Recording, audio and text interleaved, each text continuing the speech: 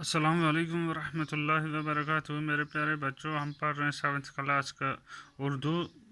ठीक है, हमारा ये सबक नंबर 6 है।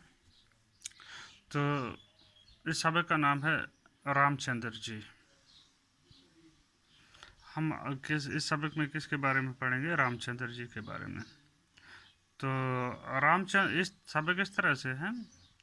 रामचंद्र जी राजा दशरथ के बेटे थे। किसके बेटे थे? राजा दशरथ के, जो कि अयोध्या के राजा थे। राजा दशरथ जो था वो अयोध्या का राजा था। राजा मीन बादशाह था। और राजा दशरथ की 3 रानियां थी। 3 रानियां में 3 बीवियां थी। किसकी? राजा दशरथ की। एक का नाम कौशल्या, दूसरी का नाम कीकई और तीसरी का नाम तीसरी का नाम सुमित्रा था। 3 रानियां थी, 3 बीवियां थी। एक का नाम कौशल्या, दूसरी का नाम कीकी और तीसरे का नाम सुमित्रा था। इन रानियों के से 4 बेटे हुए। जो 3 रानियां थी, तीन बीवियां थी, उनमें से कितने बेटे हुए? 4। रामचंद्र जी, भरत, लक्ष्मण और शत्रुघ्न, 4 बेटे हुए। रामचंद्र जी, भरत, लक्ष्मण और शत्रुघ्न। ठीक है, ये 4 बेटे हुए 3 बीवियों से।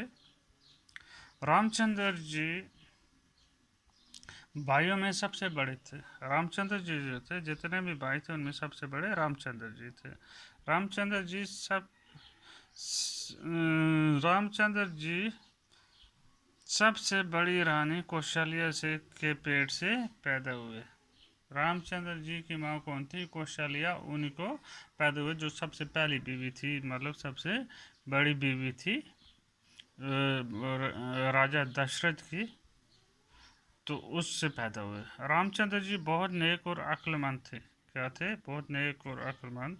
उस वक़्त उस वक़्त के रिवाज के मुताबिक वही राजपाट के हकदार थे। उस वक़्त के मुताबिक राजपाट कहते हैं वो वाली कुर्सी जो बादशाह की कुर्सी है। ठीक है ना? उस वक़्त ये रिवाज था कि जो बड़ा बेटा होता था वही बाप के बाद मतलब हकदार होता था, या कुर्सी पर बैठ सकता था, बादशाह की कुर्सी पर। राजा दशरथ की भी यही ख्वाहिश थी। राजा दशरथ जो था उसकी भी यही ख्वाहिश थी कि जब मैं मर जाऊंगा तो मेरे बाद कौन बैठेगा? मेरा बड़ा बेटा। क्या? कौन सा वाला? रामचंद्र जी।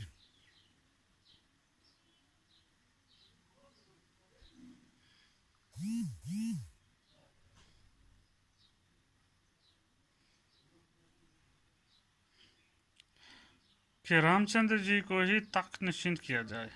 उसकी भी यही ख्वाहिश थी कि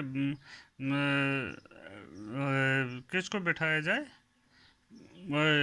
रामचंद्र जी को गद्दी पर, बादशाह की कुर्सी पर बिठाया जाए। लेकिन रामचंद्र जी की सौतेली माँ कैकेयी को राजा दशरथ की ख्वाहिश का पता चला तो वो बहुत नाराज़ हो गई। अब उसकी सौतेली माँ जो थी, दूसरी माँ कैकेयी जी थी, उसको जब पता चला तो वो बहुत नाराज़ हो गई। वो ये कभी भी नहीं चाहती थी कि उसका सौतेला बेटा जो उसका सौतेला बेटा अयोध्या पर राज करे। वो चाहती नहीं थी कि उसका ये जो दूसरी दूसरी उसकी सौतन का बेटा है वो क्या करे? बादशाह बने और अयोध्या पर क्या करे? हुकूमत करे। कई कई अपने हकीकी बेटे भरत को राजगद्दी पर बिठाना चाहती थी। उसका अपना बेटा जो था भरत, उसको चाहती थी कि वो बैठे कुर्सी पर, बादशाह की कुर्सी पर। एक बार राजा दशरथ एक बार राजा दशरथ की जान कीकी ने बचाई थी। कीकी जो थी उसने एक बार राजा दशरथ की जान बचाई थी, जिसके बदले में राजा ने उनकी एक मांग पूरा करने का वादा किया था कि मैं आपकी एक मांग पूरा करूंगा, आपने मेरी जान बचाई। किसने किया था? बादशाह ने। कीकी ने उस मौका का फ़ायदा उठाया। उस वक्त उसने नहीं मांगा, उसने फ़ायदा उठाया और रामचंद्र जी के लिए 14 बरस का बनवास मांगा और भारत को गद्दी पर बैठाने की मांग की। अब उस वक्त उसने कुछ नहीं मांगा, तो अब टाइम आया, उस वक्त अब मैं टाइम आने पर मांग लूँगी। तो अब जब वक्त आया तो अब उसने क्या किया, उसने बोला कि मुझे, उस वक्त मैंने नहीं मांगा था, अब मैं चाहती हूँ कि आप क्या करो, बादशाह को बोला आप रामचंद्र जी को 14 साल वनवास भेज दो, और मेरे बेटा जो है भरत उसको बादशाह बनाओ, बादशाह की कुर्सी पर बिठाने के लिए कहा। राजा दशरथ अपने वादे के बहुत पक्के थे, इसलिए उन्होंने की कही की बात मान ली और रामचंद्र जी को वनवास और भारत को गद्दी का इकरार किया। अब वो महाराजा जो था, राजा दशरथ उनका बाप जो था, बादशाह जो था, वो बड़ा ईमानदार आदमी था, दयानदार था, अपने वादे का पक्का आदमी था। तो उसने क्या किया, उसने उसकी बात मान ली बीवी की। उसने क्या किया, उसने बोला कि रामचंद्र जी आप कहाँ चले जाओ, आप वनवास चले जाओ, और भरत जो है वो बादशाह की गद्दी पर बैठेगा, वो बादशाह की कुर्सी पर बैठे, हुकूमत की भाग दौड़ संभाले, और आप कहाँ चले जाओ, आप वनवास चले जाओ। तो आज के लिए इतना काफ़ी है, बाकी कल पढ़ते हैं इंशाल्लाह।